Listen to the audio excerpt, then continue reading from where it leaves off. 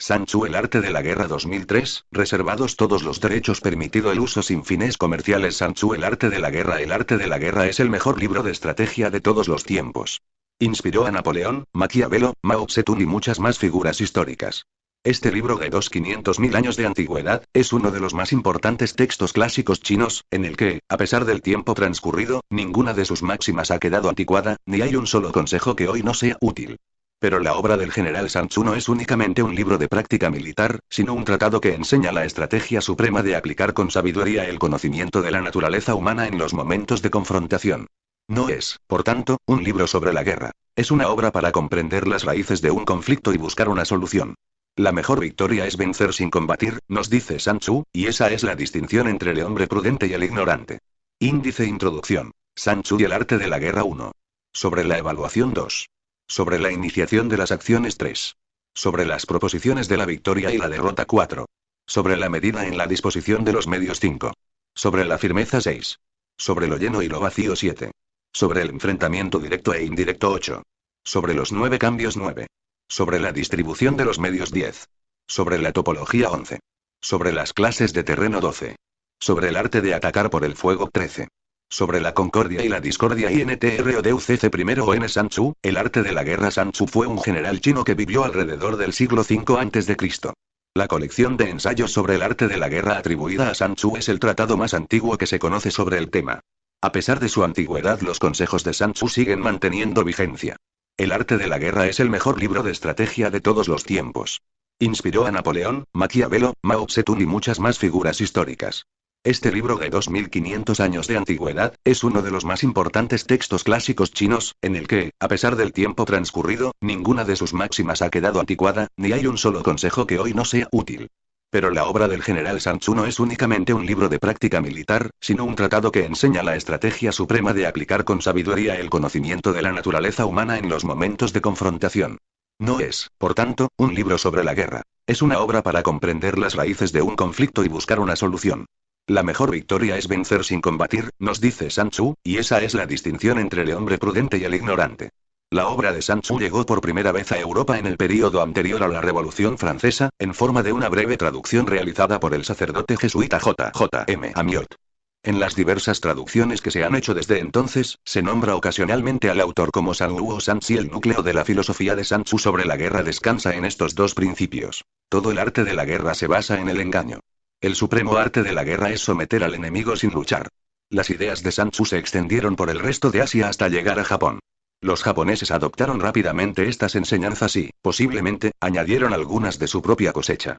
Hay constancia de que el principal libro japonés sobre el tema, el libro de los 5 anillos, está influido por la filosofía de Sun Tzu, ya que su autor, Miyamoto Musashi, estudió el tratado del arte de la guerra durante su formación como samurái.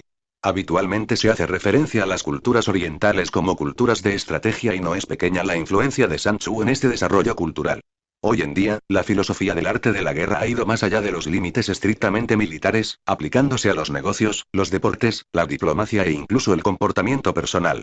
Por ejemplo, muchas frases clave de los manuales modernos de gestión de empresas, son prácticamente citas literales de la obra de Sun Tzu, cambiando, por ejemplo, ejército por empresa, o armamento por recursos, sin ir más lejos. Las ideas siguen siendo completamente válidas a pesar de los 25 siglos transcurridos desde que se escribieron. CAP primero TULO primero sobre la evaluación. Sun Tzu dice: la guerra es de vital importancia para el Estado. Es el dominio de la vida o de la muerte, el camino hacia la supervivencia o la pérdida del imperio. Es forzoso manejarla bien. No reflexionar seriamente sobre todo lo que le concierne es dar prueba de una culpable indiferencia en lo que respecta a la conservación o pérdida de lo que nos es más querido. Y ello no debe ocurrir entre nosotros. Hay que valorarla en términos de 5 factores fundamentales, y hacer comparaciones entre diversas condiciones de los bandos rivales, con vistas a determinar el resultado de la guerra. El primero de estos factores es la doctrina. El segundo, el tiempo. El tercero, el terreno. El cuarto, el mando. Y el quinto, la disciplina. La doctrina significa aquello que hace que el pueblo esté en armonía con su gobernante, de modo que le siga donde sea, sin temer por sus vidas ni a correr cualquier peligro. El tiempo significa el yin y el yang, la noche y el día, el frío y el calor, días despejados o lluviosos, y el cambio de las estaciones. El terreno implica las distancias, y hace referencia a dónde es fácil o difícil desplazarse, y si es campo abierto o lugares estrechos, y esto influencia las posibilidades de supervivencia. El mando ha de tener como cualidades: sabiduría, sinceridad, benevolencia, coraje y disciplina. Por último, la disciplina ha de ser comprendida como la organización del ejército, las graduaciones y rangos entre los oficiales, la regulación de las rutas de suministros, y la provisión de material militar al ejército. Estos 5 factores fundamentales han de ser conocidos por cada general. Aquel que los domina, vence. Aquel que no, sale derrotado. Por lo tanto, al trazar los planes, han de compararse los siguientes 7 factores, valorando cada uno con el mayor cuidado. ¿Qué dirigente es más sabio y capaz?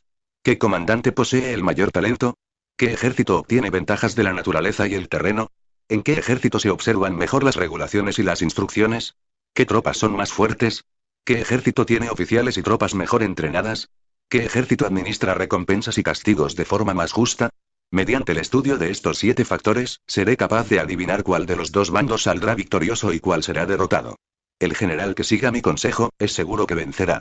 Ese general ha de ser mantenido al mando. Aquel que ignore mi consejo, ciertamente será derrotado. Ese debe ser destituido. Tras prestar atención a mi consejo y planes, el general debe crear una situación que contribuya a su cumplimiento. Por situación quiero decir que debe tomar en consideración la situación del campo, y actuar de acuerdo con lo que le es ventajoso. El arte de la guerra se basa en el engaño.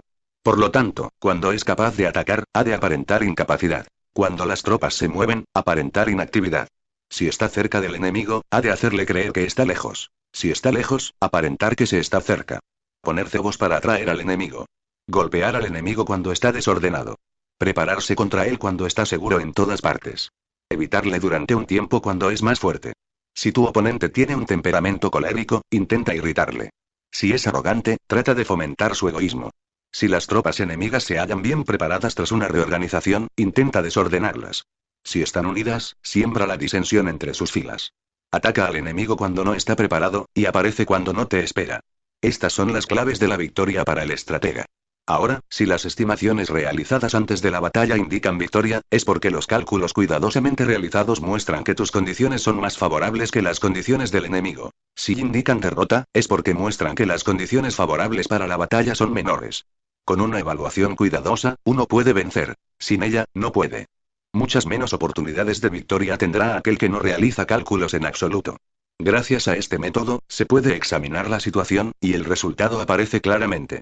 CAP primero TOLO segundo sobre la iniciación de las acciones una vez comenzada la batalla, aunque estés ganando, de continuar por mucho tiempo, desanimará a tus tropas y embotará tu espada.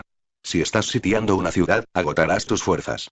Si mantienes a tu ejército durante mucho tiempo en campaña, tus suministros se agotarán. Las armas son instrumentos de mala suerte. Emplearlas por mucho tiempo producirá calamidades.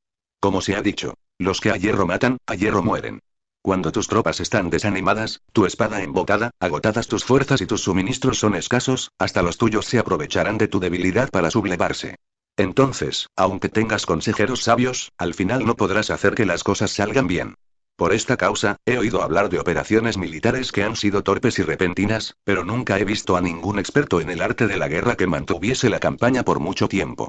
Nunca es beneficioso para un país dejar que una operación militar se prolongue por mucho tiempo. Como se dice comúnmente, sé rápido como el trueno que retumba antes de que hayas podido taparte los oídos, veloz como el relámpago que relumbra antes de haber podido pestañear. Por lo tanto, los que no son totalmente conscientes de la desventaja de servirse de las armas no pueden ser totalmente conscientes de las ventajas de utilizarlas.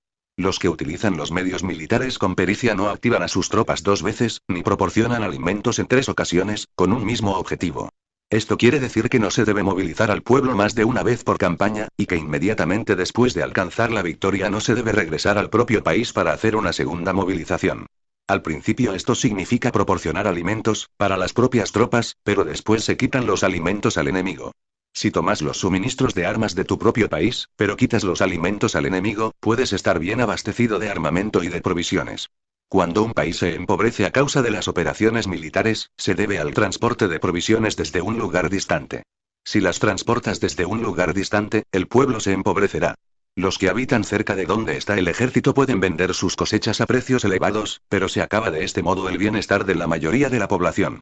Cuando se transportan las provisiones muy lejos, la gente se arruina a causa del alto costo. En los mercados cercanos al ejército, los precios de las mercancías se aumentan. Por lo tanto, las largas campañas militares constituyen una lacra para el país. Cuando se agotan los recursos, los impuestos se recaudan bajo presión. Cuando el poder y los recursos se han agotado, se arruina el propio país.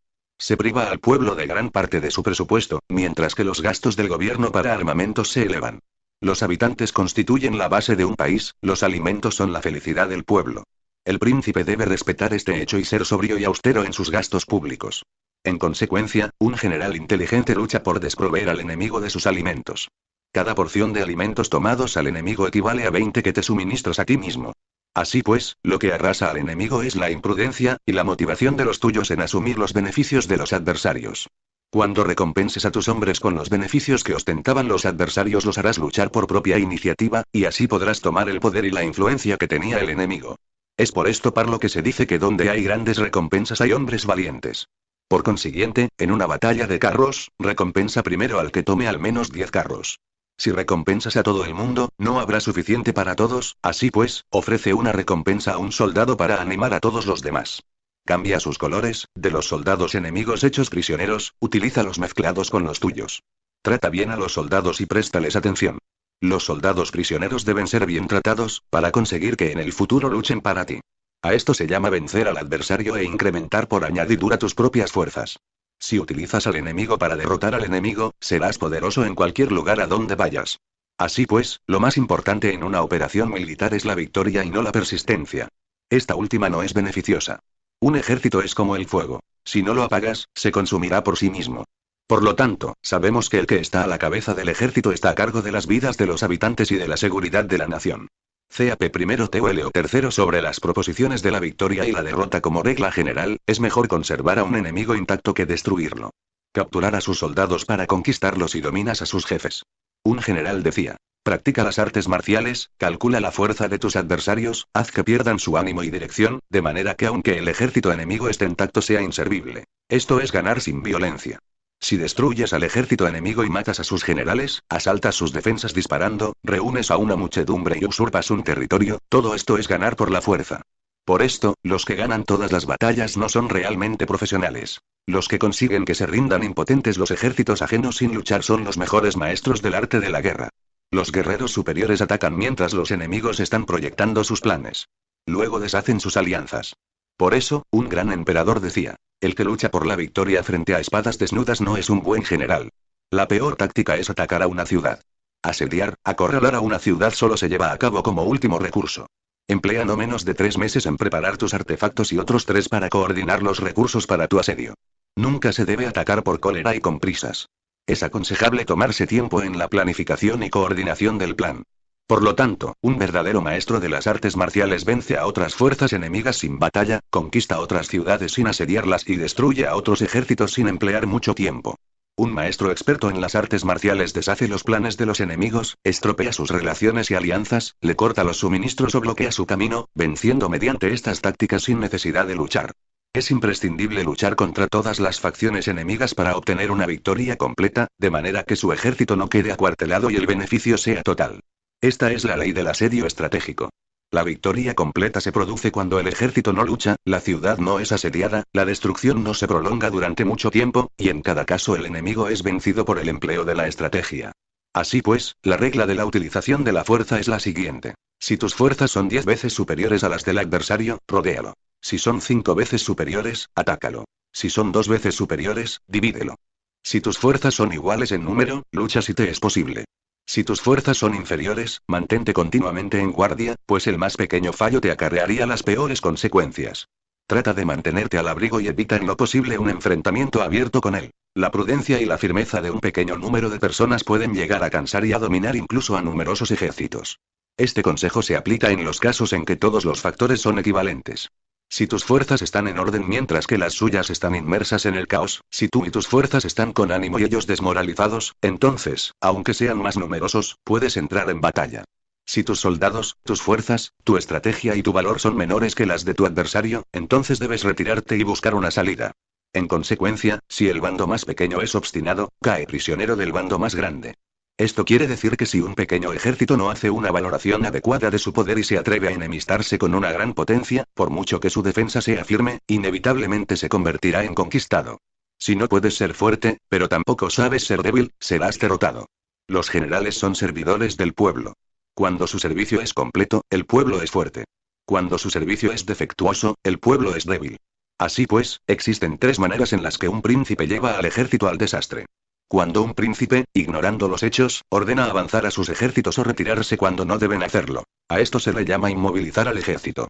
Cuando un príncipe ignora los asuntos militares, pero comparte en pie de igualdad el mando del ejército, los soldados acaban confusos. Cuando el príncipe ignora cómo llevar a cabo las maniobras militares, pero comparte por igual su dirección, los soldados están vacilantes. Una vez que los ejércitos están confusos y vacilantes, empiezan los problemas procedentes de los adversarios. A esto se le llama perder la victoria por trastornar el aspecto militar. Si intentas utilizar los métodos de un gobierno civil para dirigir una operación militar, la operación será confusa. Triunfan aquellos que saben cuándo luchar y cuándo no saben discernir cuándo utilizar muchas o pocas tropas. Tienen tropas cuyos rangos superiores e inferiores tienen el mismo objetivo. Se enfrentan con preparativos a enemigos desprevenidos. Tienen generales competentes y no limitados por sus gobiernos civiles. Estas 5 son las maneras de conocer al futuro vencedor. Hablar de que el príncipe sea el que da las órdenes en todo es como el general solicitarle permiso al príncipe para poder apagar un fuego. Para cuando sea autorizado, ya no quedan sino cenizas. Si conoces a los demás y te conoces a ti mismo, ni en 100 batallas correrás peligro. Si no conoces a los demás, pero te conoces a ti mismo, perderás una batalla y ganarás otra. Si no conoces a los demás ni te conoces a ti mismo, correrás peligro en cada batalla. CAP primero TOL o cuarto sobre la medida en la disposición de los medios. Antiguamente, los guerreros expertos se hacían a sí mismos invencibles en primer lugar, y después aguardaban para descubrir la vulnerabilidad de sus adversarios. Hacerte invencible significa conocerte a ti mismo. Aguardar para descubrir la vulnerabilidad del adversario significa conocer a los demás. La invencibilidad está en uno mismo, la vulnerabilidad en el adversario. Por esto, los guerreros expertos pueden ser invencibles, pero no pueden hacer que sus adversarios sean vulnerables. Si los adversarios no tienen orden de batalla sobre el que informarse, ni negligencias o fallos de los que aprovecharse, ¿cómo puedes vencerlos aunque estén bien pertrechados? Por esto es por lo que se dice que la victoria puede ser percibida, pero no fabricada. La invencibilidad es una cuestión de defensa, la vulnerabilidad, una cuestión de ataque. Mientras no hayas observado vulnerabilidades en el orden de batalla de los adversarios, oculta tu propia formación de ataque, y prepárate para ser invencible, con la finalidad de preservarte. Cuando los adversarios tienen órdenes de batalla vulnerables, es el momento de salir a atacarlos. La defensa es para tiempos de escasez, el ataque para tiempos de abundancia. Los expertos en defensa se esconden en las profundidades de la tierra. Los expertos en maniobras de ataque se esconden en las más elevadas alturas del cielo. De esta manera pueden protegerse y lograr la victoria total. En situaciones de defensa, acalláis las voces y borráis las huellas, escondidos como fantasmas y espíritus bajo tierra, invisibles para todo el mundo. En situaciones de ataque, vuestro movimiento es rápido y vuestro grito fulgurante, veloz como el trueno y el relámpago, para los que no se puede uno preparar, aunque vengan del cielo. Prever la victoria cuando cualquiera la puede conocer no constituye verdadera destreza. Todo el mundo elogia la victoria ganada en batalla, pero esa victoria no es realmente tan buena. Todo el mundo elogia la victoria en la batalla, pero lo verdaderamente deseable es poder ver el mundo de lo sutil y darte cuenta del mundo de lo oculto, hasta el punto de ser capaz de alcanzar la victoria donde no existe fiel. No se requiere mucha fuerza para levantar un cabello, no es necesario tener una vista aguda para ver el sol y la luna, ni se necesita tener mucho oído para escuchar el retumbar del trueno. Lo que todo el mundo conoce no se llama sabiduría. La victoria sobre los demás obtenida por medio de la batalla no se considera una buena victoria. En la antigüedad, los que eran conocidos como buenos guerreros vencían cuando era fácil vencer. Si solo eres capaz de asegurar la victoria tras enfrentarte a un adversario en un conflicto armado, esa victoria es una dura victoria. Si eres capaz de ver lo sutil y de darte cuenta de lo oculto, irrumpiendo antes del orden de batalla, la victoria así obtenida es una victoria fácil. En consecuencia, las victorias de los buenos guerreros no destacan por su inteligencia o su bravura. Así pues, las victorias que ganan en batalla no son debidas a la suerte. Sus victorias no son casualidades, sino que son debidas a haberse situado previamente en posición de poder ganar con seguridad, imponiéndose sobre los que ya han perdido de antemano. La gran sabiduría no es algo obvio, el mérito grande no se anuncia. Cuando eres capaz de ver lo sutil, es fácil ganar. ¿Qué tiene esto que ver con la inteligencia o la bravura? Cuando se resuelven los problemas antes de que surjan, ¿quién llama a esto inteligencia? Cuando hay victoria sin batalla, ¿quién habla de bravura? Así pues, los buenos guerreros toman posición en un terreno en el que no pueden perder, y no pasan por alto las condiciones que hacen a su adversario proclive a la derrota. En consecuencia, un ejército victorioso gana primero y entabla la batalla después. Un ejército derrotado lucha primero e intenta obtener la victoria después. Esta es la diferencia entre los que tienen estrategia y los que no tienen planes premeditados. Los que utilizan bien las armas cultivan el camino y observan las leyes. Así pueden gobernar prevaleciendo sobre los corruptos. Servirse de la armonía para desvanecer la oposición, no atacar un ejército inocente, no hacer prisioneros o tomar botín por donde pasa el ejército, no cortar los árboles ni contaminar los pozos, limpiar y purificar los templos de las ciudades y montañas del camino que atraviesas, no repetir los errores de una civilización decadente, a todo esto se llama el camino y sus leyes. Cuando el ejército está estrictamente disciplinado, hasta el punto en que los soldados morirían antes que desobedecer las órdenes, y las recompensas y los castigos merecen confianza y están bien establecidos, cuando los jefes y oficiales son capaces de actuar de forma, pueden vencer a un príncipe enemigo corrupto. Las reglas militares son 5. Medición, valoración, cálculo, comparación y victoria. El terreno da lugar a las mediciones, estas dan lugar a las valoraciones a los cálculos, estos a las comparaciones, y las comparaciones dan lugar a las victorias. Mediante las comparaciones de las dimensiones puedes conocer dónde se halla la victoria o la derrota. En consecuencia, un ejército victorioso es como un kilo comparado con un gramo. Un ejército derrotado es como un gramo comparado con un kilo. Cuando el que gana consigue que su pueblo vaya a la batalla como si estuviera dirigiendo una gran corriente de agua hacia un cañón profundo, esto es una cuestión de orden de batalla. Cuando el agua se acumula en un cañón profundo, nadie puede medir su cantidad, lo mismo que nuestra defensa no muestra su piedad. Cuando se suelta el agua, se precipita hacia abajo como un torrente, de manera tan irresistible como nuestro propio ataque. CAP primero TOLOP sobre la firmeza. La fuerza es la energía acumulada o la que se percibe. Esto es muy cambiante.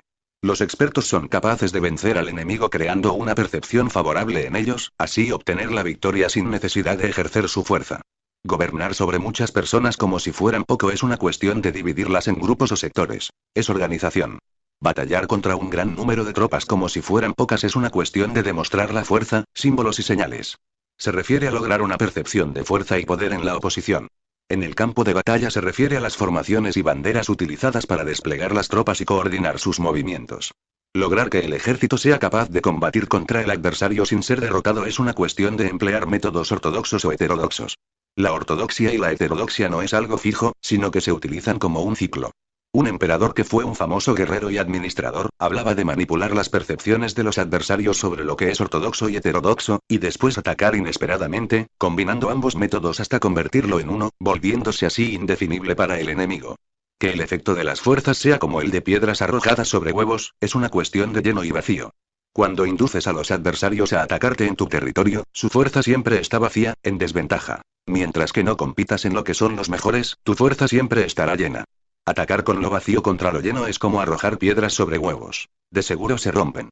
Cuando se entabla una batalla de manera directa, la victoria se gana por sorpresa. El ataque directo es ortodoxo. El ataque indirecto es heterodoxo. Solo hay 2 clases de ataques en la batalla. El extraordinario por sorpresa y el directo ordinario, pero sus variantes son innumerables. Lo ortodoxo y lo heterodoxo se originan recíprocamente, como un círculo sin comienzo ni fin. ¿Quién podría agotarlos? Cuando la velocidad del agua que fluye alcanza el punto en el que puede mover las piedras, esta es la fuerza directa. Cuando la velocidad y maniobrabilidad del halcón es tal que puede atacar y matar, esto es precisión. Lo mismo ocurre con los guerreros expertos. Su fuerza es rápida, su precisión certera. Su fuerza es como disparar una catapulta, su precisión es dar en el objetivo previsto y causar el efecto esperado. El desorden llega del orden, la cobardía surge del valor, la debilidad brota de la fuerza. Si quieres fingir desorden para convencer a tus adversarios y distraerlos, primero tienes que organizar el orden, porque solo entonces puedes crear un desorden artificial. Si quieres fingir cobardía para conocer la estrategia de los adversarios, primero tienes que ser extremadamente valiente, porque solo entonces puedes actuar como tímido de manera artificial. Si quieres fingir debilidad para inducir la arrogancia en tus enemigos, primero has de ser extremadamente fuerte porque solo entonces puedes pretender ser débil. El orden y el desorden son una cuestión de organización. La cobardía es una cuestión valentía y la de ímpetu. La fuerza y la debilidad son una cuestión de la formación en la batalla.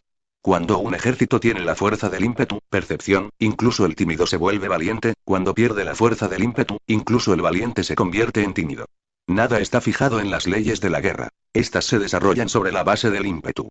Con astucia se puede anticipar y lograr que los adversarios se convenzan a sí mismos cómo proceder y moverse. Les ayuda a caminar por el camino que les traza. Hace moverse a los enemigos con la perspectiva del triunfo, para que caigan en la emboscada. Los buenos guerreros buscan la efectividad en la batalla a partir de la fuerza del ímpetu, percepción, y no dependen solo de la fuerza de sus soldados. Son capaces de escoger a la mejor gente, desplegarlos adecuadamente y dejar que la fuerza del ímpetu logre sus objetivos. Cuando hay entusiasmo, convicción, orden, organización, recursos, compromiso de los soldados, tienes la fuerza del ímpetu, y el tímido es valeroso. Así es posible asignar a los soldados por sus capacidades, habilidades y encomendarle deberes y responsabilidades adecuadas. El valiente puede luchar, el cuidadoso puede hacer de centinela, y el inteligente puede estudiar, analizar y comunicar. Cada cual es útil. Hacer que los soldados luchen permitiendo que la fuerza del ímpetu haga su trabajo es como hacer rodar rocas. Las rocas permanecen inmóviles cuando están en un lugar plano, pero ruedan en un plano inclinado. Se quedan fijas cuando son cuadradas, pero giran si son redondas. Por lo tanto, cuando se conduce a los hombres a la batalla con astucia, el impulso es como rocas redondas que se precipitan montaña abajo. Esta es la fuerza que produce la victoria. CAP primero TOLO sexto sobre lo lleno y lo vacío. Los que anticipan, se preparan y llegan primero al campo de batalla y esperan al adversario están en posición descansada. Los que llegan los últimos al campo de batalla, los que improvisan y entablan la lucha quedan agotados. Los buenos guerreros hacen que los adversarios vengan a ellos, y de ningún modo se dejan atraer fuera de su fortaleza. Si haces que los adversarios vengan a ti para combatir, su fuerza estará siempre vacía. Si no sales a combatir, tu fuerza estará siempre llena. Este es el arte de vaciar a los demás y de llenarte a ti mismo. Lo que impulsa a los adversarios a venir hacia ti por propia decisión es la perspectiva de ganar. Lo que desanima a los adversarios de ir hacia ti es la probabilidad de sufrir daños. Cuando los adversarios están en posición favorable, debes cansarlos. Cuando están bien alimentados, cortar los suministros. Cuando están descansando, hacer que se pongan en movimiento. Ataca inesperadamente, haciendo que los adversarios se agoten corriendo para salvar sus vidas. Interrumpe sus provisiones, arrasa sus campos y corta sus vías de aprovisionamiento. Aparece en lugares críticos y ataca donde menos se lo esperen, haciendo que tengan que acudir al rescate. Aparece donde no puedan ir, se dirige hacia donde menos se lo esperen. Para desplazarte cientos de kilómetros sin cansancio, atraviesa tierras despobladas. Atacar un espacio abierto no significa solo un espacio en el que el enemigo no tiene defensa. Mientras su defensa no sea estricta, el lugar no esté bien guardado, los enemigos se desperdigarán ante ti, como si estuvieras atravesando un territorio despoblado. Para tomar infaliblemente lo que atacas, ataca donde no haya defensa. Para mantener una defensa infaliblemente segura, defiende donde no haya ataque. Así, en el caso de los que son expertos en el ataque, sus enemigos no saben por dónde atacar. Cuando se cumplen las instrucciones, las personas son sinceramente leales y comprometidas, los planes y preparativos para la defensa implantados con firmeza, siendo tan sutil y reservado que no se revelan las estrategias de ninguna forma, y los adversarios se sienten inseguros, y su inteligencia no les sirve para nada. Sé extremadamente sutil, discreto, hasta el punto de no tener piedad. Sé completamente misterioso y confidencial, hasta el punto de ser silencioso. De esta manera podrás dirigir el destino de tus adversarios. Para avanzar sin encontrar resistencia, arremete por sus puntos débiles. Para retirarte de manera esquiva, sé más rápido que ellos. Las situaciones militares se basan en la velocidad. Llega como el viento, muévete como el relámpago, y los adversarios no podrán vencerte. Por lo tanto, cuando quieras entrar en batalla, incluso si el adversario está atrincherado en una posición defensiva, no podrá evitar luchar si atacas en el lugar en el que debe acudir irremediablemente al rescate. Cuando no quieras entrar en batalla, incluso si trazas una línea en el terreno que quieres conservar, el adversario no puede combatir contigo porque le das una falsa pista. Esto significa que cuando los adversarios llegan para atacarte, no luchas con ellos, sino que estableces un cambio estratégico para confundirlos y llenarlos de incertidumbre. Por consiguiente, cuando induces a otros a efectuar una formación, mientras que tú mismo permaneces sin forma, estás concentrado, mientras que tu adversario está dividido. Haz que los adversarios vean como extraordinario lo que es ordinario para ti. Haz que vean como ordinario lo que es extraordinario para ti. Esto es inducir al enemigo a efectuar una formación. Una vez vista la formación del adversario, concentras tus tropas contra él. Como tu formación no está a la vista, el adversario dividirá seguramente sus fuerzas. Cuando estás concentrado formando una sola fuerza, mientras que el enemigo está dividido en 10, estás atacando a una concentración de 1 contra 10, así que tus fuerzas superan a las suyas. Si puedes atacar a unos pocos soldados con muchos, diezmarás el número de tus adversarios. Cuando estás fuertemente atrincherado, te has hecho fuerte tras buenas barricadas, y no dejas filtrar ninguna información sobre tus fuerzas, sal afuera sin información precisa, ataca y conquista de manera incontenible. No han de conocer dónde piensas librar la batalla, porque cuando no se conoce, el enemigo destaca muchos puestos de vigilancia, y en el momento en el que se establecen numerosos puestos solo tienes que combatir contra pequeñas unidades. Así pues, cuando su vanguardia está preparada, su retaguardia es defectuosa, y cuando su retaguardia está preparada, su vanguardia presenta puntos débiles. Las preparaciones de su ala derecha significarán carencia en su ala izquierda. Las preparaciones por todas partes significará ser vulnerable por todas partes. Esto significa que cuando las tropas están de guardia en muchos lugares, están forzosamente desperdigadas en pequeñas unidades. Cuando se dispone de pocos soldados se está a la defensiva contra el adversario. El que dispone de muchos hace que el enemigo tenga que defenderse. Cuantas más defensas induces a adoptar a tu enemigo, más debilitado quedará. Así, si conoces el lugar y la fecha de la batalla, puedes acudir a ella aunque estés a 1000 kilómetros de distancia. Si no conoces el lugar y la fecha de la batalla, entonces tu flanco izquierdo no puede salvar al derecho, tu vanguardia no puede salvar a tu retaguardia, y tu retaguardia no puede salvar a tu vanguardia, ni siquiera en un territorio de unas pocas docenas de kilómetros. Si tienes muchas más tropas que los demás, ¿cómo puede ayudarte este factor para obtener la victoria? Si no conoces el lugar y la fecha de la batalla, aunque tus tropas sean más numerosas que las de ellos, ¿cómo puedes saber si vas a ganar o a perder? Así pues, se dice que la victoria puede ser creada. Si haces que los adversarios no sepan el lugar y la fecha de la batalla, siempre puedes vencer. Incluso si los enemigos son numerosos, puede hacerse que no entren en combate. Por tanto, haz tu valoración sobre ellos para averiguar sus planes, y determinar qué estrategia puede tener éxito y cuál no. Incítalos a la acción para descubrir cuál es el esquema general de sus movimientos y descansa. Haz algo por en contra de ellos para su atención, de manera que puedas de ellos para descubrir sus hábitos de comportamiento de ataque y de defensa. Indúcelos a adoptar formaciones específicas, para conocer sus puntos flacos. Esto significa utilizar muchos métodos para confundir y perturbar al enemigo con el objetivo de observar sus formas de respuesta hacia ti. Después de haberlas observado, actúas en consecuencia, de manera que puedes saber qué clase de situaciones significan vida y cuáles significan muerte. Pruébalos para averiguar sus puntos fuertes y sus puntos débiles. Por lo tanto, el punto final de la formación de un ejército es llegar a la no-fied. Cuando no tienes forma, los informadores no pueden descubrir nada, ya que la información no puede crear una estrategia. Una vez que no tienes forma perceptible, no dejas huellas que puedan ser seguidas, los informadores no encuentran ninguna grieta por donde mirar y los que están a cargo de la planificación no pueden establecer ningún plan realizable. La victoria sobre multitudes mediante formaciones precisas debe ser desconocida para las multitudes. Todo el mundo conoce la forma mediante la que resultó vencedor, pero nadie conoce la forma mediante la que aseguró la victoria. En consecuencia, la victoria en la guerra no es repetitiva, sino que adapta su forma continuamente. Determinar los cambios apropiados, significa no repetir las estrategias previas para obtener la victoria. Para lograrla, puedo adaptarme desde el principio a cualquier formación que los adversarios puedan adoptar. Las formaciones son como el agua. La naturaleza del agua es evitar lo alto e ir hacia abajo. La naturaleza de los ejércitos es evitar lo lleno y atacar lo vacío. El flujo del agua está determinado por la tierra. La victoria viene determinada por el adversario. Así pues, un ejército no tiene formación constante, lo mismo que el agua no tiene forma constante. Se llama genio a la capacidad de obtener la victoria cambiando y adaptándose según el enemigo. CAP primero TOLO séptimo sobre el enfrentamiento directo e indirecto. La regla ordinaria para el uso del ejército es que el mando del ejército reciba órdenes de las autoridades civiles y después reúne y concentra a las tropas, acuartelándolas juntas. Nada es más difícil que la lucha armada. Luchar con otros cara a cara para conseguir ventajas es lo más arduo del mundo.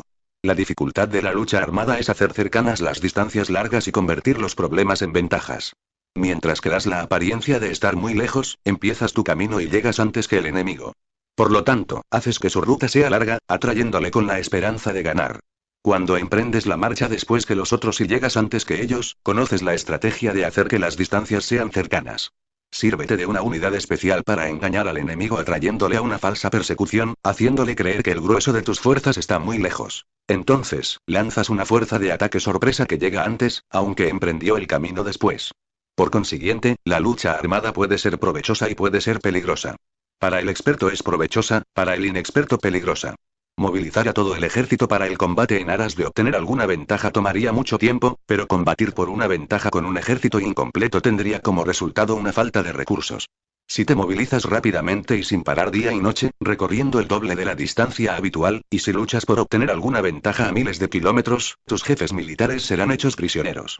Los soldados que sean fuertes llegarán allí primero, los más cansados llegarán después, como regla general, solo lo conseguirá 1 de cada 10. Cuando la ruta es larga las tropas se cansan. Si han gastado su fuerza en la movilización, llegan agotadas mientras que sus adversarios están frescos. Así pues, es seguro que serán atacadas.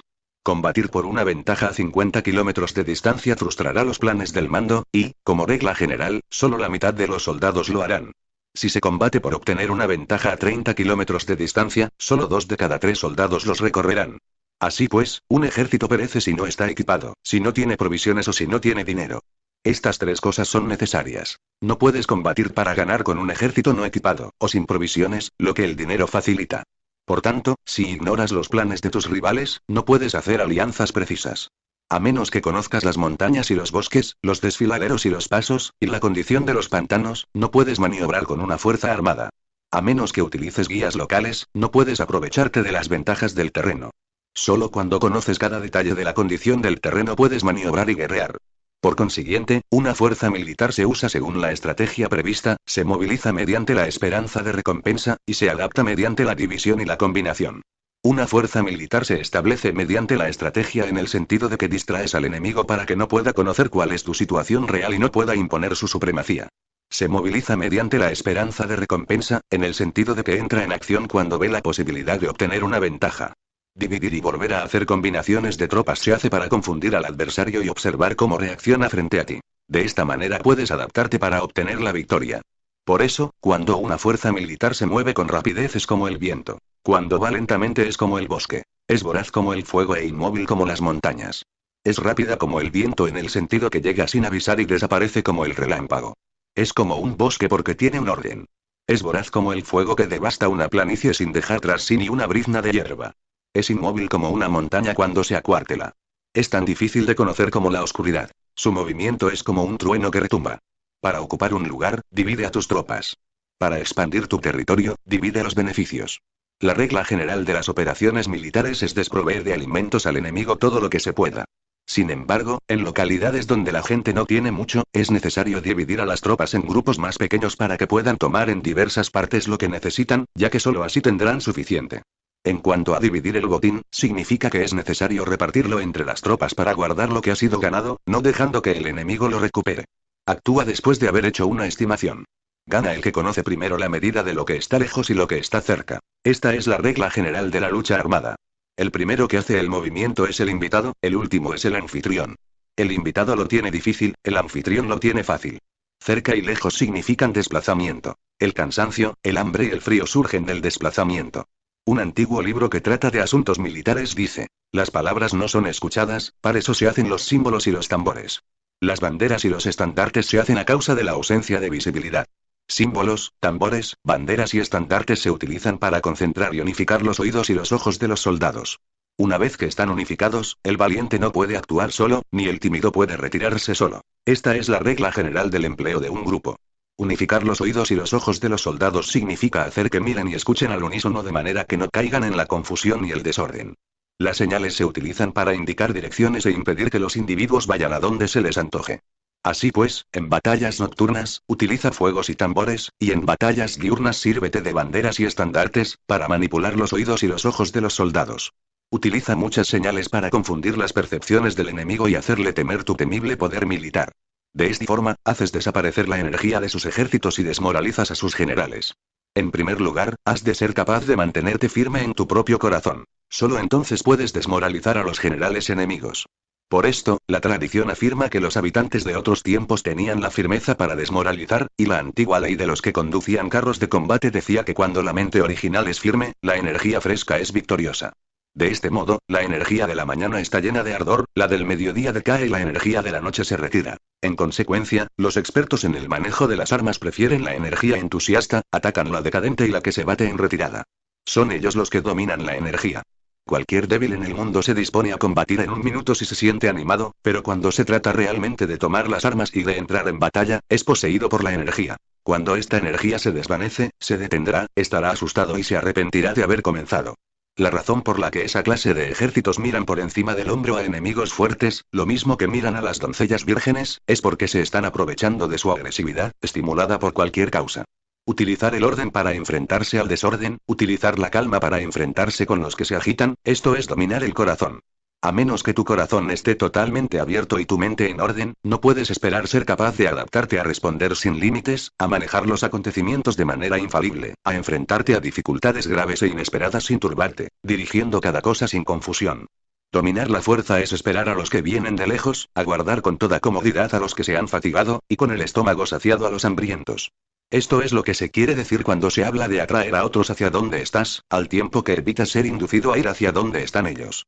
Evitar la confrontación contra formaciones de combate bien ordenadas y no atacar grandes batallones constituye el dominio de la adaptación. Por tanto, la regla general de las operaciones militares es no enfrentarse a una gran montaña ni oponerse al enemigo de espaldas a esta. Esto significa que si los adversarios están en un terreno elevado, no debes atacarles cuesta arriba, y que cuando efectúan una carga cuesta abajo, no debes hacerles frente. No persigas a los enemigos cuando finjan una retirada, ni ataques tropas expertas. Si los adversarios huyen de repente antes de agotar su energía, seguramente hay emboscadas esperándote para atacar a tus tropas. En este caso, debes retener a tus oficiales para que no se lancen en su persecución. No consumas la comida de sus soldados. Si el enemigo abandona de repente sus provisiones, estas han de ser probadas antes de ser comidas, por si están envenenadas. No detengas a ningún ejército que esté en camino a su país. Bajo estas circunstancias, un adversario luchará hasta la muerte. Hay que dejarle una salida a un ejército rodeado. Muéstrales una manera de salvar la vida para que no estén dispuestos a luchar hasta la muerte, y así podrás aprovecharte para atacarles. No presiones a un enemigo desesperado. Un animal agotado seguirá luchando, pues esa es la ley de la naturaleza. Estas son las leyes de las operaciones militares. CAP primero TOLO octavo sobre los 9 cambios. Por lo general, las operaciones militares están bajo el del gobernante civil para dirigir al ejército. El general no debe levantar su campamento en un terreno difícil. Deja que se establezcan relaciones diplomáticas en las fronteras. No permanezcas en un territorio árido ni aislado. Cuando te halles en un terreno cerrado, prepara alguna estrategia y muévete. Cuando te halles en un terreno mortal, lucha. Terrenos cerrados significa que existen lugares escarpados que te rodean por todas partes, de manera que el enemigo tiene movilidad, que puede llegar e irse con libertad, pero a ti te es difícil salir y volver. Cada ruta debe ser estudiada para que sea la mejor. Hay rutas que no debes usar, ejércitos que no han de ser atacados, ciudades que no deben ser rodeadas, terrenos sobre los que no se debe combatir, y órdenes de gobernantes civiles que no deben ser obedecidas. En consecuencia, los generales que conocen las variables posibles para aprovecharse del terreno saben cómo manejar las fuerzas armadas. Si los generales no saben cómo adaptarse de manera ventajosa, aunque conozcan la condición del terreno, no pueden aprovecharse de él. Si están al mando de ejércitos, pero ignoran las artes de la total adaptabilidad, aunque conozcan el objetivo a lograr, no pueden hacer que los soldados luchen por él. Si eres capaz de ajustar la campaña a cambiar conforme al ímpetu de las fuerzas, entonces la ventaja no cambia, y los únicos que son perjudicados son los enemigos. Por esta razón, no existe una estructura permanente. Si puedes comprender totalmente este principio, puedes hacer que los soldados actúen en la mejor forma posible. Por lo tanto, las consideraciones de la persona inteligente siempre incluyen el analizar objetivamente el beneficio y el daño. Cuando considera el beneficio, su acción se expande. Cuando considera el daño, sus problemas pueden resolverse. El beneficio y el daño son interdependientes, y los sabios los tienen en cuenta. Por ello, lo que retiene a los adversarios es el daño, lo que les mantiene ocupados es la acción, y lo que les motiva es el beneficio. Cansa a los enemigos manteniéndolos ocupados y no dejándoles respirar. Pero antes de lograrlo, tienes que realizar previamente tu propia labor. Esa labor consiste en desarrollar un ejército fuerte, un pueblo próspero, una sociedad armoniosa y una manera ordenada de vivir. Así pues, la norma general de las operaciones militares consiste en no contar con que el enemigo no acuda, sino confiar en tener los medios de enfrentarte a él. No contar con que el adversario no ataque, sino confiar en poseer lo que no puede ser atacado. Si puedes recordar siempre el peligro cuando estás a salvo y el caos en tiempos de orden, permanece atento al peligro y al caos mientras no tengan todavía forma, y evítalos antes de que se presenten. Esta es la mejor estrategia de todas. Por esto, existen 5 rasgos que son peligrosos en los generales. Los que están dispuestos a morir, pueden perder la vida. Los que quieren preservar la vida, pueden ser hechos prisioneros. Los que son dados a los apasionamientos irracionales, pueden ser ridiculizados. Los que son muy puritanos, pueden ser deshonrados. Los que son compasivos, pueden ser turbados. Si te presentas en un lugar que con toda seguridad los enemigos se precipitarán a defender, las personas compasivas se apresurarán invariablemente a rescatar a sus habitantes, causándose a sí mismos problemas y cansancio. Estos son 5 rasgos que constituyen defectos en los generales y que son desastrosos para las operaciones militares. Los buenos generales son de otra manera. Se comprometen hasta la muerte, pero no se aferran a la esperanza de sobrevivir. Actúan de acuerdo con los acontecimientos, en forma racional y realista, sin dejarse llevar por las emociones ni estar sujetos a quedar confundidos. Cuando ven una buena oportunidad, son como tigres, en caso contrario cierran sus puertas. Su acción y su no acción son cuestiones de estrategia, y no pueden ser complácidos ni enfadados. CAP primero TOLO noveno sobre la distribución de los medios. Las maniobras militares son el resultado de los planes y las estrategias en la manera más ventajosa para ganar. Determinan la movilidad y efectividad de las tropas. Si vas a colocar tu ejército en posición de observar al enemigo, atraviesa rápido las montañas y vigílalos desde un valle. Considera el efecto de la luz y mantente en la posición más elevada del valle. Cuando combatas en una montaña, ataca desde arriba hacia abajo y no al revés. Combate estando cuesta abajo y nunca cuesta arriba. Evita que el agua divida tus fuerzas, aléjate de las condiciones desfavorables lo antes que te sea posible. No te enfrentes a los enemigos dentro del agua. Es conveniente dejar que pasen la mitad de sus tropas y en ese momento dividirlas y atacarlas. No te sitúes río abajo. No camines en contra de la corriente, ni en contra del viento. Si acampas en la ribera de un río, tus ejércitos pueden ser sorprendidos de noche, empujados a ahogarse o se les puede colocar veneno en la corriente. Tus barcas no deben ser amarradas corriente abajo, para impedir que el enemigo aproveche la corriente lanzando sus barcas contra ti. Si atraviesas pantanos, hazlo rápidamente. Si te encuentras frente a un ejército en medio de un pantano, permanece cerca de sus plantas acuáticas o respaldado por los árboles. En una llanura, toma posiciones desde las que sea fácil maniobrar, manteniendo las elevaciones del terreno detrás y a tu derecha, estando las partes más bajas delante y las más altos detrás. Generalmente, un ejército prefiere un terreno elevado y evita un terreno bajo, aprecia la luz y detesta la oscuridad. Los terrenos elevados son estimulantes, y por lo tanto, la gente se halla de gusto en ellos, además son convenientes para adquirir la fuerza del ímpetu. Los terrenos bajos son húmedos, lo cual provoca enfermedades y dificulta el combate. Cuida de la salud física de tus soldados con los mejores recursos disponibles. Cuando no existe la enfermedad en un ejército, se dice que este es invencible. Donde haya montículos y terraplenes, sitúate en su lado soleado, manteniéndolos siempre a tu derecha y detrás. Colocarse en la mejor parte del terreno es ventajoso para una fuerza militar. La ventaja en una operación militar consiste en aprovecharse de todos los factores beneficiosos del terreno. Cuando llueve río arriba y la corriente trae consigo la espuma, si quieres cruzarlo, espera a que escampe. Siempre que un terreno presente barrancos infranqueables, lugares cerrados, trampas, riesgos, grietas y prisiones naturales, debes abandonarlo rápidamente y no acercarte a él.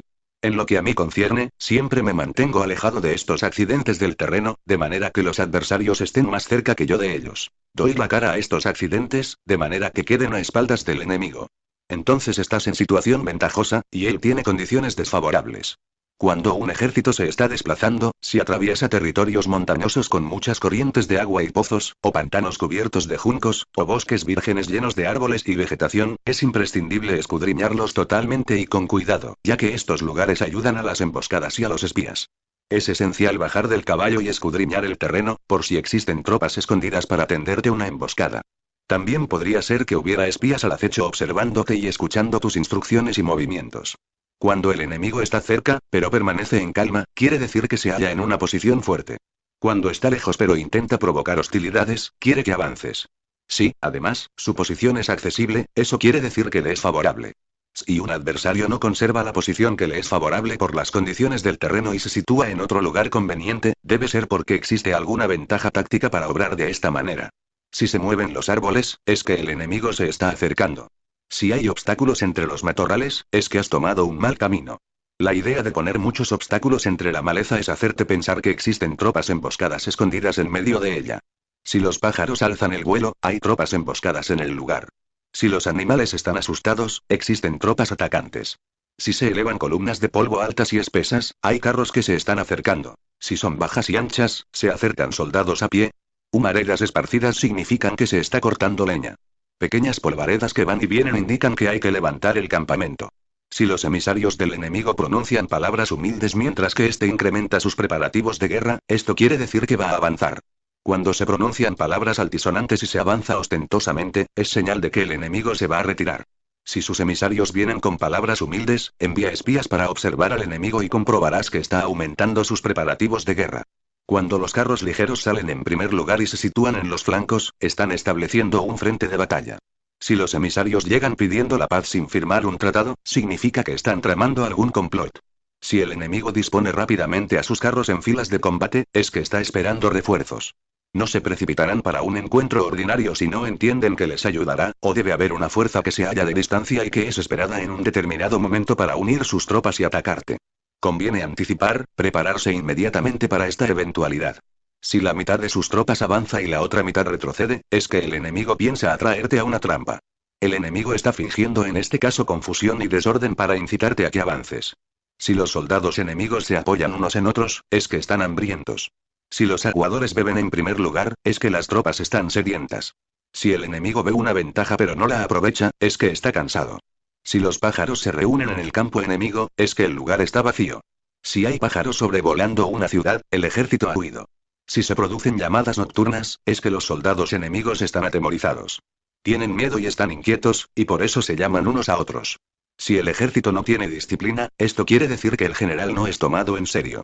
Si los estandartes se mueven, es que está sumido en la confusión. Las señales se utilizan para unificar el grupo. Así pues, si se desplaza de acá para allá sin orden ni concierto, significa que sus filas están confusas. Si sus emisarios muestran irritación, significa que están cansados. Si matan sus caballos para obtener carne, es que los soldados carecen de alimentos. Cuando no tienen marmitas y no vuelven a su campamento, son enemigos completamente desesperados. Si se producen murmuraciones, faltas de disciplina y los soldados hablan mucho entre sí, quiere decir que se ha perdido la lealtad de la tropa. Las murmuraciones describen la expresión de los verdaderos sentimientos. Las faltas de disciplina indican problemas con los superiores. Cuando el mando ha perdido la lealtad de las tropas, los soldados se hablan con franqueza entre sí sobre los problemas con sus superiores. Si se otorgan numerosas recompensas, es que el enemigo se halla en un callejón sin salida. Cuando se ordenan demasiados castigos, es que el enemigo está desesperado. Cuando la fuerza de su ímpetu está agotada, otorgan constantes recompensas para tener contentos a los soldados, para evitar que se rebelen en masa.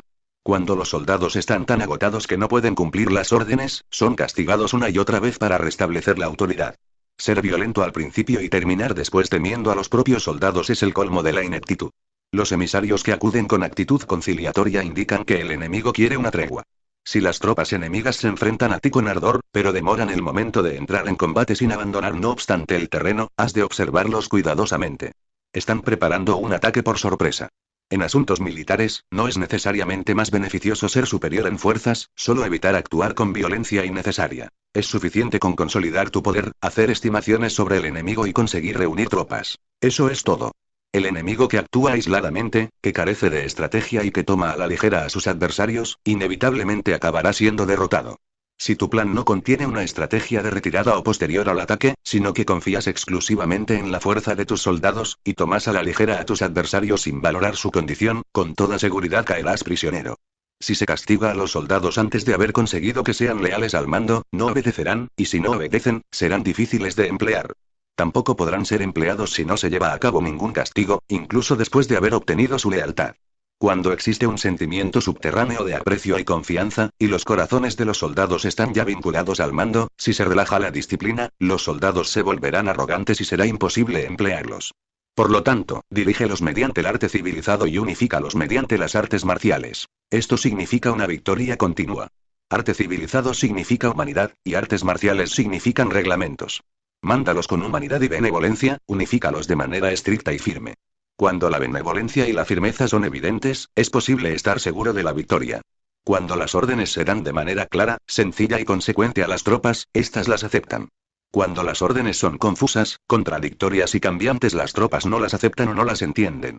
Cuando las órdenes son razonables, justas, sencillas, claras y consecuentes, existe una satisfacción recíproca entre el líder y el grupo. CAP primero TOL o décimo sobre la topología. Algunos terrenos son fáciles, otros difíciles, algunos neutros, otros estrechos, accidentados o abiertos. Cuando el terreno sea accesible, sé el primero en establecer tu posición, eligiendo las alturas soleadas. Una posición que sea adecuada para transportar los suministros. Así tendrás ventaja cuando libres la batalla. Cuando estés en un terreno difícil de salir, estás limitado. En este terreno, si tu enemigo no está preparado, puedes vencer si sigues adelante, pero si el enemigo está preparado y sigues adelante, tendrás muchas dificultades para volver de nuevo a él, lo cual jugará en contra tuya. Cuando es un terreno desfavorable para ambos bandos, se dice que es un terreno neutro. En un terreno neutro, incluso si el adversario te ofrece una ventaja, no te aproveches de ella. Retírate, induciendo a salir a la mitad de las tropas enemigas, y entonces cae sobre él aprovechando cada condición favorable. En un terreno estrecho, si eres el primero en llegar, debes ocuparlo totalmente y esperar al adversario. Si él llega antes, no lo persigas si bloquea a los desfiladeros. Persíguelo solo si no los bloquea. En terreno accidentado, si eres el primero en llegar, debes ocupar sus puntos altos y soleados y esperar al adversario. Si éste los ha ocupado antes, retírate y no lo persigas.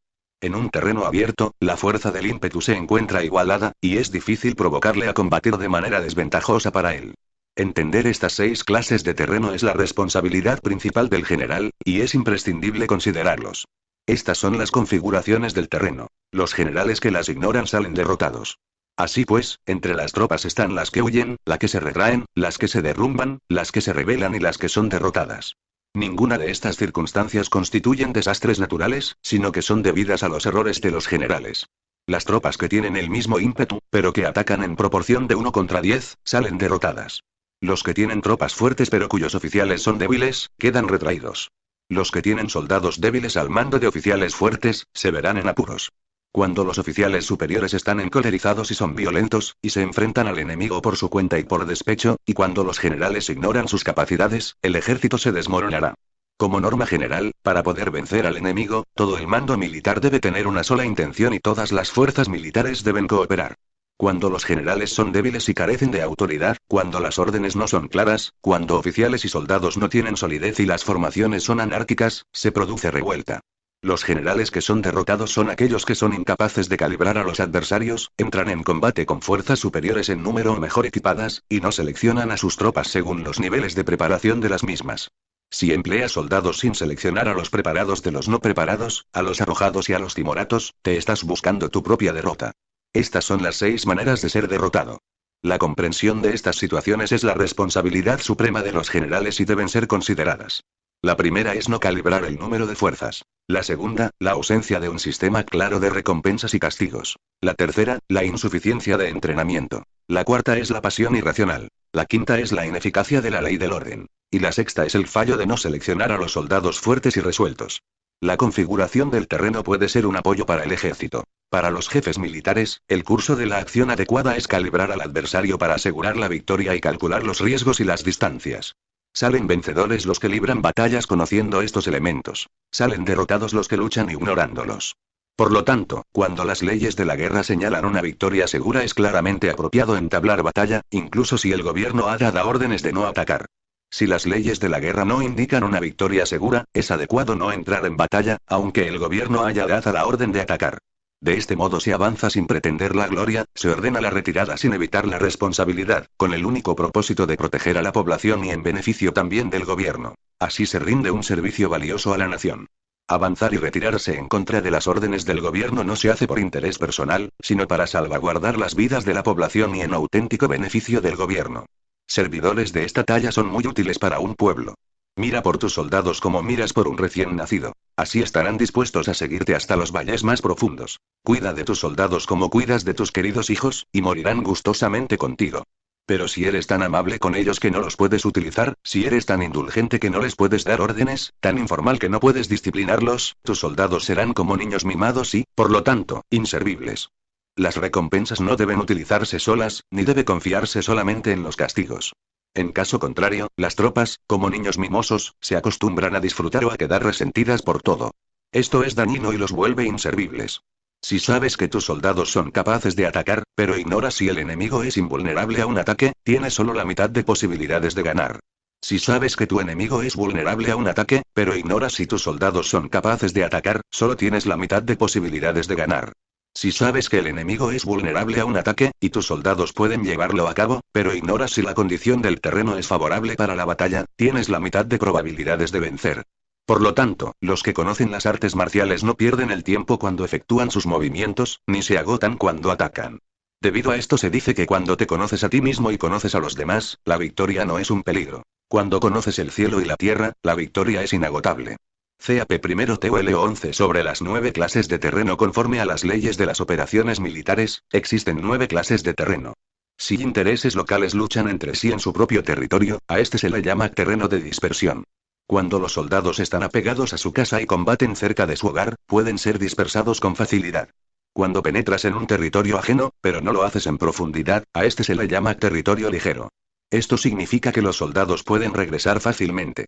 El territorio que puede resultarte ventajoso si lo tomas, y ventajoso al enemigo si es él quien lo conquista, se llama terreno clave. Un terreno de lucha inevitable es cualquier enclave defensivo o paso estratégico. Un territorio igualmente accesible para ti y para los demás se llama terreno de comunicación. El territorio que está rodeado por 3 territorios rivales y es el primero en proporcionar libre acceso a él a todo el mundo se llama terreno de intersección.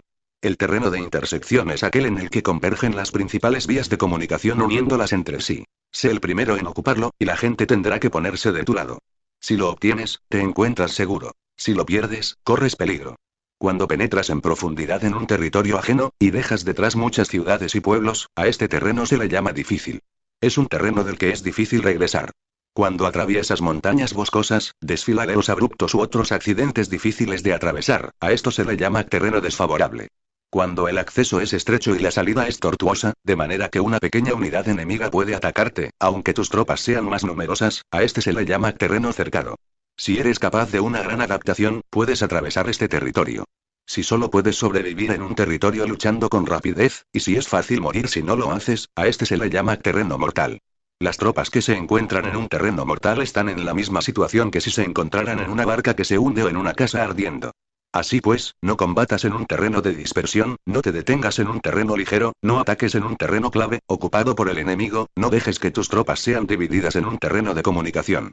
En terrenos de intersección, establece comunicaciones. En terrenos difíciles, entra aprovisionado. En terrenos desfavorables, continúa marchando. En terrenos cercados, haz planes. En terrenos mortales, lucha. En un terreno de dispersión, los soldados pueden huir. Un terreno ligero es cuando los soldados han penetrado en territorio enemigo, pero todavía no tienen las espaldas cubiertas. Por eso, sus mentes no están realmente concentradas y no están listos para la batalla. No es ventajoso atacar al enemigo en un terreno clave. Lo que es ventajoso es llegar el primero a él. No debe permitirse que quede aislado el terreno de comunicación, para poder servirse de las rutas de suministros. En terrenos de intersección, estarás a salvo si estableces alianzas. Si las pierdes, te encontrarás en peligro. En terrenos difíciles, entrar aprovisionado significa reunir todo lo necesario para estar allí mucho tiempo. En terrenos desfavorables, ya que no puedes atrincherarte en ello, debes apresurarte a salir. En terrenos cercados, introduce tácticas sorpresivas. Si las tropas caen en un terreno mortal, todo el mundo luchará de manera espontánea. Por esto se dice, sitúa a las tropas en un terreno mortal y sobrevivirán. Los que eran antes considerados como expertos en el arte de la guerra eran capaces de hacer que el enemigo perdiera contacto entre su vanguardia y su retaguardia, la confianza entre las grandes y las pequeñas unidades, el interés recíproco para el bienestar de los diferentes rangos, el apoyo mutuo entre gobernantes y gobernados, el alistamiento de soldados y la coherencia de sus ejércitos. Estos expertos entraban en acción cuando les era ventajoso, y se retenían en caso contrario. Introducían cambios para confundir al enemigo, atacándolos aquí y allá, aterrorizándolos y sembrando en ellos la confusión, de tal manera que no les daban tiempo para hacer planes. Se podría preguntar cómo enfrentarse a fuerzas enemigas numerosas y bien organizadas que se dirigen hacia ti. La respuesta es quitarles en primer lugar algo que aprecien, y después te escucharán. La rapidez de acción es el factor esencial de la condición de la fuerza militar, aprovechándose de los errores de los adversarios, desplazándose por caminos que no esperan y atacando cuando no están en guardia. Esto significa que para aprovecharse de la falta de preparación, de visión y de cautela de los adversarios, es necesario actuar con rapidez, y que si dudas, esos errores no te servirán de nada. En una invasión, por regla general, cuanto más se adentran los invasores en el territorio ajeno, más fuertes se hacen, hasta el punto de que el gobierno nativo no puede ya expulsarlos. Escoge campos fértiles, y las tropas tendrán suficiente para comer. Cuida de su salud y evita el cansancio, consolida su energía, aumenta su fuerza. Que los movimientos de tus tropas y la preparación de tus planes sean insondables. Consolida la energía más entusiasta de tus tropas, ahorra las fuerzas sobrantes, mantén en secreto tus formaciones y tus planes, permaneciendo insondable para los enemigos, y espera a que se produzca un punto vulnerable para avanzar. Sitúa a tus tropas en un punto que no tenga salida, de manera que tengan que morir antes de poder escapar. Porque, ante la posibilidad de la muerte, ¿qué no estarán dispuestas a hacer? Los guerreros dan entonces lo mejor de sus fuerzas. Cuando se hallan ante un grave peligro, pierden el miedo. Cuando no hay ningún sitio a donde ir, permanecen firmes. Cuando están totalmente implicados en un terreno, se aferran a él. Si no tienen otra opción, lucharán hasta el final. Por esta razón, los soldados están vigilantes sin tener que ser estimulados, se alistan sin tener que ser llamados a filas, son amistosos sin necesidad de promesas, y se puede confiar en ellos sin necesidad de órdenes. Esto significa que cuando los combatientes se encuentran en peligro de muerte, sea cual sea su rango, todos tienen el mismo objetivo, y, por lo tanto, están alertas sin necesidad de ser estimulados, tienen buena voluntad de manera espontánea y sin necesidad de recibir órdenes, y puede confiarse de manera natural en ellos sin promesas ni necesidad de jerarquía. Prohíbe los augurios para evitar las dudas, y los soldados nunca te abandonarán. Si tus soldados no tienen riquezas, no es porque las desdeñen. Si no tienen más longevidad, no es porque no quieran vivir más tiempo. El día en que se da la orden de marcha, los soldados lloran. Así pues, una operación militar preparada con pericia debe ser como una serpiente veloz que contraataca con su cola cuando alguien le ataca por la cabeza, contraataca con la cabeza cuando alguien le ataca por la cola y contraataca con cabeza y cola, cuando alguien le ataca por el medio. Esta imagen representa el método de una línea de batalla que responde velozmente cuando es atacada. Un manual de 8 formaciones clásicas de batalla dice: haz del frente la retaguardia, haz de la retaguardia el frente, con 4 cabezas y 8 colas. Haz que la cabeza esté en todas partes, y cuando el enemigo arremeta por el centro, cabeza y cola acudirán al rescate. Puede preguntarse la cuestión de si es posible hacer que una fuerza militar sea como una serpiente rápida. La respuesta es afirmativa. Incluso las personas que se tienen antipatía, encontrándose en el mismo barco, se ayudarán entre sí en caso de peligro de zozobrar. Es la fuerza de la situación la que hace que esto suceda. Por esto, no basta con depositar la confianza en caballos atados y ruedas fijadas. Se atan los caballos para formar una línea de combate estable, y se fijan las ruedas para hacer que los carros no se puedan mover. Pero aún así, esto no es suficientemente seguro ni se puede confiar en ello.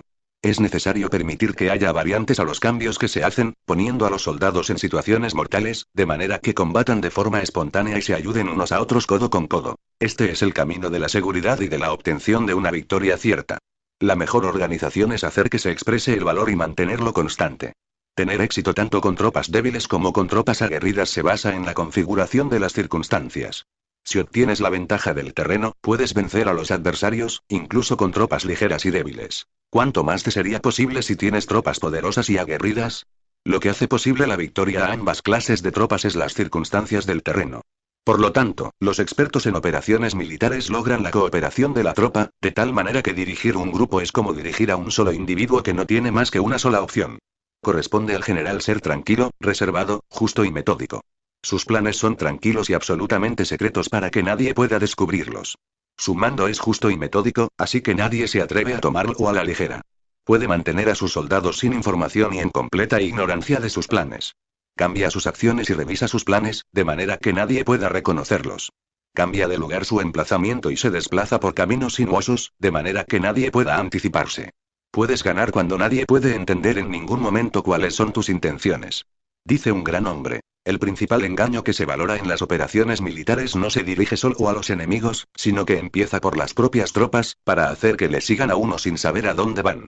Cuando un general fija una meta a sus tropas, es como el que sube a un lugar elevado y después retira la escalera.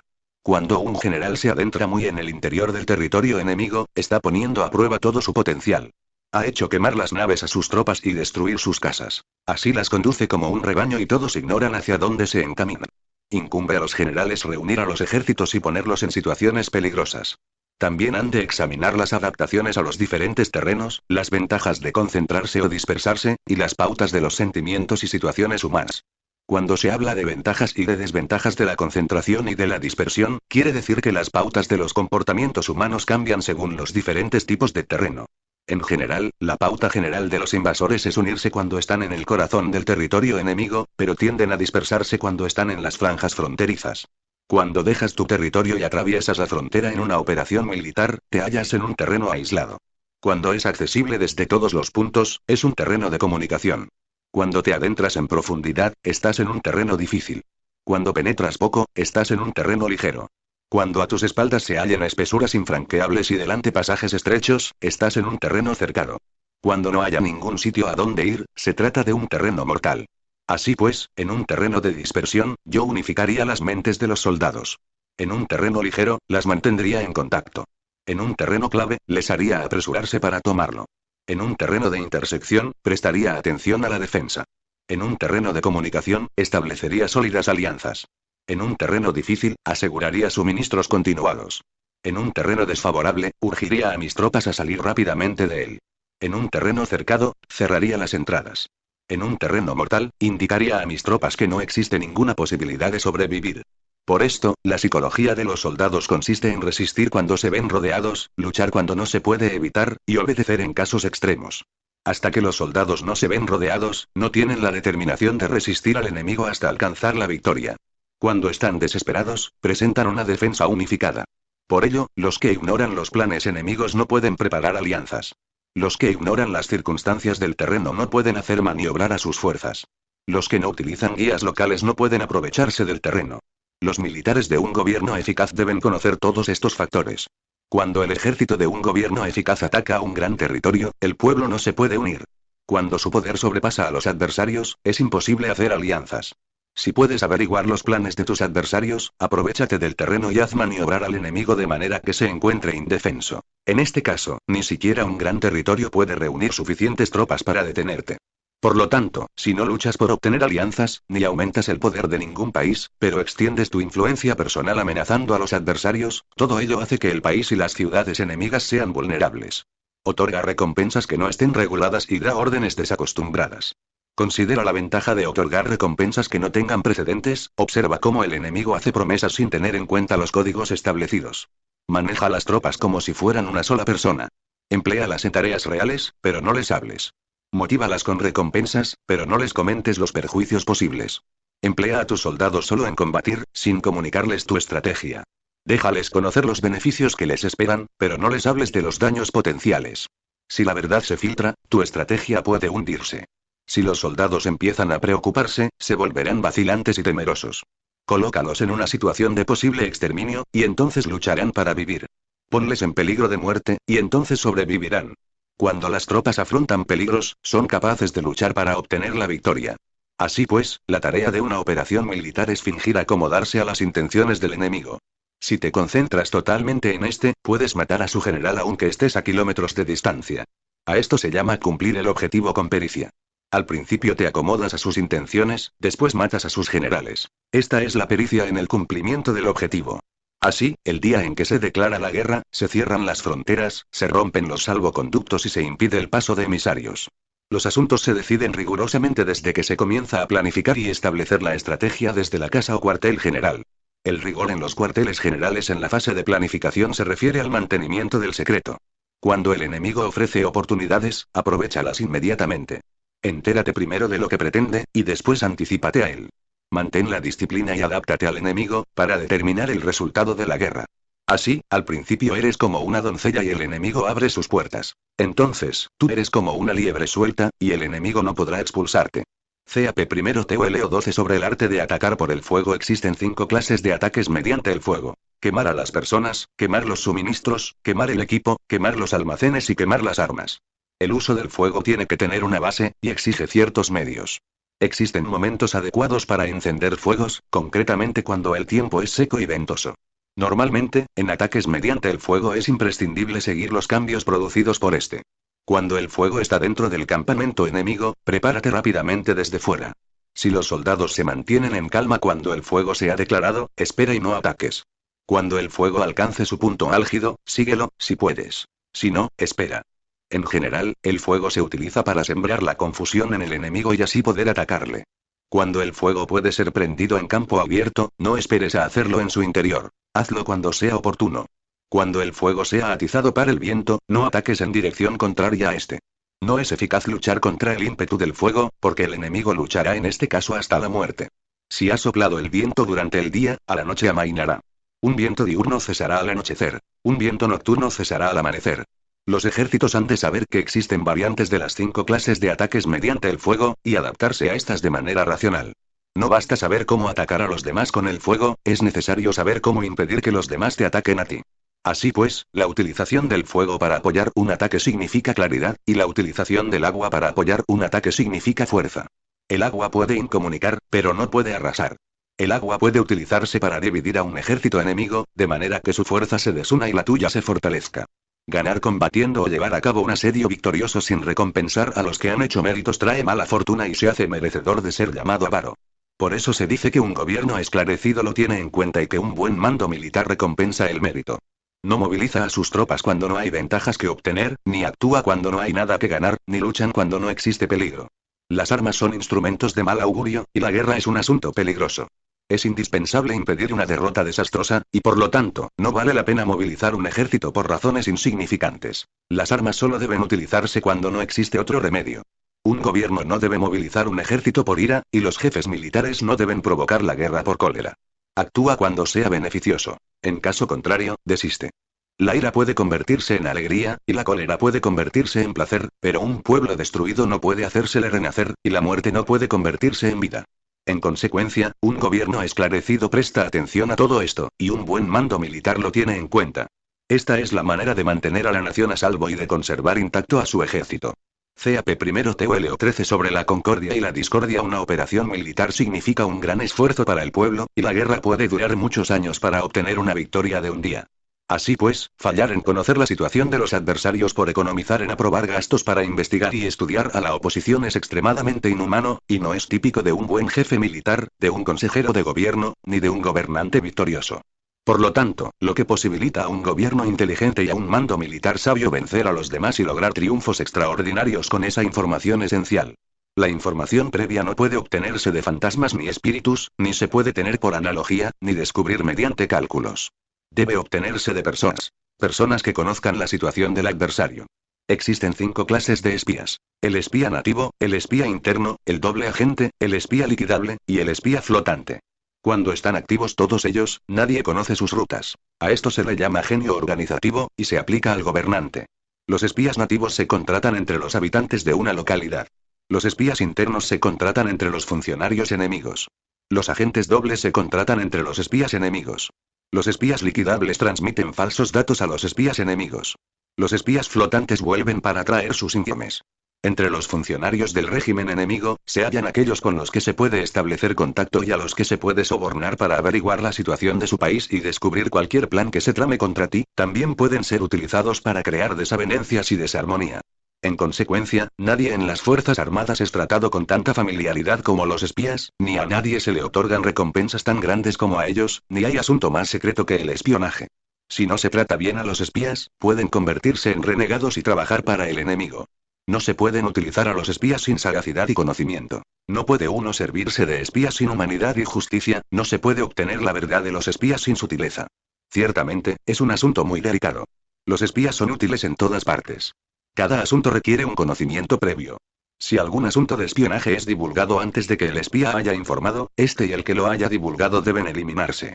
Siempre que quieras atacar a un ejército, asediar una ciudad o atacar a una persona, has de conocer previamente la identidad de los generales que la defienden, de sus aliados, sus visitantes, sus centinelas y de sus criados. Así pues, haz que tus espías averigüen todo sobre ellos. Siempre que vayas a atacar y a combatir, debes conocer primero los talentos de los servidores del enemigo, y así puedes enfrentarte a ellos según sus capacidades.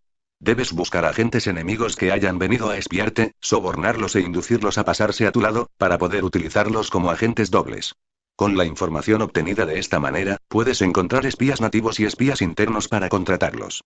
Con la información obtenida de estos, puedes fabricar información falsa sirviéndote de espías liquidables. Con la información así obtenida, puedes hacer que los espías flotantes actúen según los planes previstos. Es esencial para un gobernante conocer las 5 clases de espionaje, y este conocimiento depende de los agentes dobles. Así pues, estos deben ser bien tratados. Así, solo un gobernante brillante o un general sabio que pueda utilizar a los más inteligentes para el espionaje, puede estar seguro de la victoria. El espionaje es esencial para las operaciones militares, y los ejércitos dependen de él para llevar a cabo sus acciones. No será ventajoso para el ejército actuar sin conocer la situación del enemigo, y conocer la situación del enemigo no es posible sin el espionaje. Fin donado por Liberdog.com. Súmese como voluntario o donante, para promover el crecimiento y la difusión de la Biblioteca Virtual Universal. Si se advierte algún tipo de error, o desea realizar alguna sugerencia, le solicitamos visite el siguiente enlace.